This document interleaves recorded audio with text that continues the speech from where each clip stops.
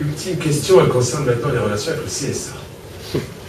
Vous serez peut-être le premier président de France Télévisions qui ne sera pas nommé directement par le CSA suivant l'ancien mode de nomination. Comment voyez-vous, dans ce cadre nouveau, vos relations avec le Conseil supérieur de l'audiovisuel? On a vu aujourd'hui le premier échange, le premier peut-être, qui sera suivi d'autres si encore une fois le Conseil vous donnait accord à votre candidature. Comment voyez-vous les échanges? Comment voyez-vous le rôle du Conseil supérieur de l'audiovisuel vis-à-vis de la spécificité du service public? D'abord, j'observe qu'il y a une différence en termes de nomination, mais que notre séance d'aujourd'hui montre bien que vous y jouez un rôle éminent.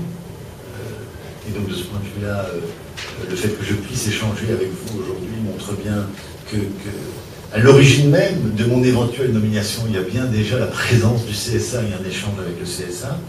Je pense ensuite que les relations que doit développer France Télévisions avec le CSA n'ont pas à changer d'aucune façon en raison d'un mode de